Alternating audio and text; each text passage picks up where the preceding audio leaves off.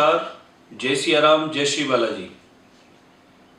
फिर से हम शनिवार का दिवस आज जोशीला वतन धर्म और संस्कृति के इस कार्यक्रम में आप सबसे मिलने का शुभ अवसर प्राप्त हुआ। आप सब दर्शकों को बहुत सारी मंगल कामनाएं, शुभकामनाएं। सबका जीवन आनंद में रहे, मंगल में रहे, सबके जीवन में खुशियां हो, परमात्मा की कृपा हो, सत्कर्म करते हुए हम आगे बढ़ते रहें, ऐसी मंगल कामना धर्म और संस्कृति की तरफ से मैं सब दर्शकों के लिए करता हूँ।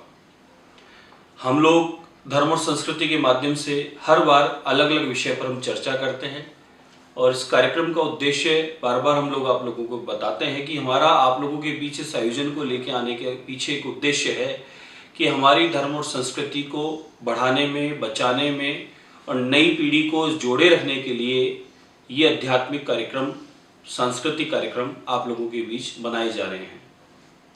बंधुओं, हम पिछले दिनों शिव आराधना, शिव पूजा, विवाह में विलंब है तो विवाह जल्दी कैसे हो, उसके उपाय, इन सब विषयों पर चर्चा की है। एक बात हमेशा स्मरण में रखें आप कि हमारा अध्यात्म जो है, हमारा आध्यात्मिक विज्ञान है। विज्ञान के रूप में भी आप इसको समझ सकते हैं और जान सकते हैं। हमारे जितने व्रत त्योहार हैं, नियम हैं, श्रृंगार है और हमारे जितने संस्कार हैं, 16 संस्कार हैं, ये सारे कहीं ना कहीं हमारे जीवन में और जीवन के बाद तक हमें आनंद देते रहें, शुभ कर्म हमारे हमें पुण्य रूप में जीवन में लाभ देते रहें, हम आने वाली पीढ़ियों के लिए भी कुछ देकर जाएं, सजोकर जाएं। उस उद्देश्य से सब कार्यक्रम कुछ ना कुछ, ये व्रत, ये त्योहार आपको देने के लिए ही होते हैं। हम लोग कोई भी पूजा उपासना करते हैं बंधुओं, हमने बस वृक्षों की उपयोगिता बताई। वृक्षों की क्या उपयोगिता है? आज आपको धन वर्षा का एक वृक्ष बताता हूं कि धन की वर्षा कैसे हो। धन की इस वर्षा के इस वृक्ष को आप अपने घर में लगा सकते हैं और इसकी उपासना से, इसके मंत्र जप से आप धन की वर्षा अपने कर सकते हैं, कार्यों को सिद्ध कर सकते हैं, आरोग्यता आप घर में घर बैठे सभी परिवारजनों को दे सकते हैं। बील पत्र का वृक्ष, श्रावण मास चल रहा है, शिव की आराधना पूजा का मास है। शिव आराधना का महत्व सब भली भांति जानते हैं। हमारे बाबा भोलेनाथ, बाबा शिव थोड़ी सी सरलता पूर्वक की हुई उपासना पूजा से हमें बहुत बड़े बड़े लाभ और पुण्य देते हैं। जैसा आपको पिछले बार बताया गया कि हरी दुर्वा गणपति को प्रिय है, शमी पत्ता, खेजड़ी के पत्ते गणपति को प्रिय हैं। बील पत्र, शमी पत्ता, खेजड़ी के पत्ते गणपति और शिव को चढ़ाएं तो सुख, समृद्धि और शांति घर में विराजमान रहती है। ऐसे ही बील पत्र का वृक्ष जो स्वयं साक्षात माँ लक्ष्मी जी का स्वरूप है, पत्तों में ब्रह्मा, विष्णु और महेश विराजमान है और बील पत्र का जो तना है उसके अंदर माँ लक्ष्मी विराजमान है। माँ लक्ष्मी जब देवलोक से, वैकुंठ लोक से, भगवान नारायण से विमुख होकर कुछ समय के लिए साधना आराधना के लिए धरती पर पधारी थी तो सर्वप्रथम बील पत्र के वृक्ष में माँ लक्ष्मी ने अपना निवास बनाया था। बील पत्र का वृक्ष माँ लक्ष्मी का साक्षात स्वरूप है। बंधुओं, बहुत सारी ऐसी कथाएं हैं, बहुत सारे ऐसे उदाहरण हैं शास्त्रों में।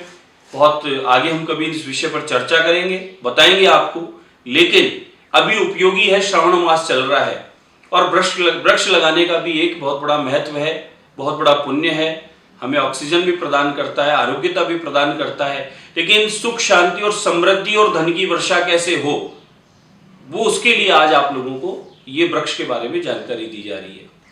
बील पत्र का वृक्ष जो भी बंधु या माताएं 16 शुक्रवार तक उसमें जल चढ़ाए, जल में कोई सुगंधित जल डाले, चावल के साबुत 16 दाने डाले और बील पत्र के वृक्ष में उसकी जड़ में वे जल अर्पित करे। भले वे पूजा रोज करे, जल रोज चढ़ाए।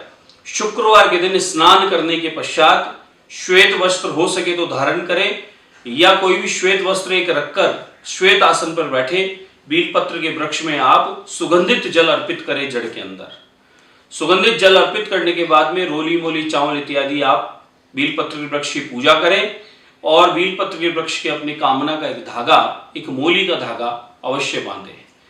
धागा बांधने के पश्चात 16 पताशे प्रसाद के रूप में बीलपत्र के वृक्ष में माँ लक्ष्मी का स्मरण करते हुए अर्पित करें, या फिर 2 मावे का बर्फी, 2 इलायची आप मातेश्वरी को ध्यान करते हुए भोग लगाएं। वहीं बैठकर या तो स्फटिक की माला हो या कमलगट्टे की माला हो, स्फटिक या कमलगट्टे की माला हो, दीपक एक जलाया हो, जल रखा हो, क्योंकि आपका जल और आपका दीपक साक्षी रहना चाहिए आपके अनुष्ठान का।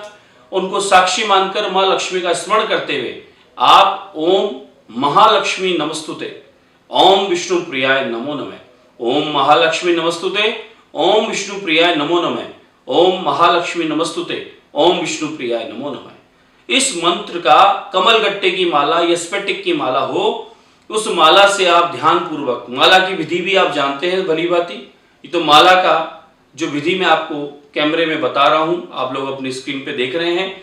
माला को यहां रखा जाता है और माला को हमेशा ढक्के या माला के लिए गुप्ती जिसे बोलते हैं उसके अंदर रख के किया जाता है, या कपड़े से ढककर। आप खड़े आसन बैठें, आसन की मुद्रा आप लोग जानते हैं, और इस मंत्र का 16 माला कम से कम जप करें। जप करने के बाद हाथ में जल लें, अपनी कामना करें, घर में रिद्धि सिद्धि की, लक्ष्मी प्राप्ति की, धन वर्षा की कामना करें, सुख शांति की कामना करें, और जल वहीं पर छोड़ें और आसन के नीचे जल छोड़कर अपने मस्तिष्क और नेत्रों को लगाएं। माँ लक्ष्मी को प्रणाम करें, नारायण का स्मरण करें, अपनी कामना उनके चरणों में रखें। आप देखेंगे 16 शुक्रवार आपके होते होते आपके व्यापार में, आपके घर गृहस्थी में धन की वर्षा होगी। और बंधुओं, इस पूजा को थोड़ा सा और विस्तार अगर आप दे सकें तो शुक्रवार के दिन घर में चावल बूरा या खीर प्रसादी बने या सफेद मावे का कोई प्रसाद बने, वह भगवान लक्ष्मीनाथ को भोग लगाएं। चांदी की कटोरी हो तो अति उत्तम, अन्यथा जो आपके पास उपलब्ध हो आप उसके द्वारा कर दें और लक्ष्मीनाथ को भोग लगाएं और वह प्रसाद रूप में आप ग्रहण करें। जब आपके 16 शुक्रवार पूर्ण हो जाएं तब आप अपने 16 परिवार कोई भी तय कर ले, ब्राह्मण परिवार हो, वैष्णव परिवार हो, कोई भी परिवार हो, 16 परिवारों में शाम के समय नई कटोरी खरीदे और उस पर खीर प्रसादी केसर इत्यादि डाल के लक्ष्मी का भोग लगाएं, और वह 16 कटोरी प्रसाद की आप 16 घरों में अलग अलग प्रसाद दे के आए। माँ लक्ष्मी का जो अनुष्ठान किया, जो व्रत किया, जो नियम किया, वो 16 शुक्रवार का उद्यापन के रूप में 16 कटोरी आप अर्पित कराएं। और वैसा न कर पाए तो 16 कटोरी आप चावल भी आप अर्पित कर सकते हैं, मंदिरों में भी जाके चढ़ा सकते हैं, और किसी रूप में आप प्रसाद अपने घर में बुलाकर 16 जोड़ों को कराना चाहें तो वो भी आप कर सकते हैं। आप देखिए, इस अनुष्ठान से लक्ष्मी की धन की प्राप्ति होगी, घर में सुख शांति और समृद्धि आएगी, और कभी भी आपको दरिद्रता आपके घर में प्रवेश नहीं करेगी। वृक्ष के रूप में लक्ष्मी मान स्वयं निवास करती है, आप उसकी आराधना करेंगे, माँ लक्ष्मी आपको वर प्रदान करेगी। फिर मिलेंगे धर्म और संस्कृति के द्वारा जोशीला वतन, जो आपके लिए नियमित हर शनिवार को एक कार्यक्रम ला रहा है आप लोगों से जुड़ने के लिए और धर्म संस्कृति से आपको जोड़े रखने के लिए। इसी कार्यक्रम के द्वारा फिर अगले शनिवार मिलते हैं। जय सिया राम, जय श्री बालाजी।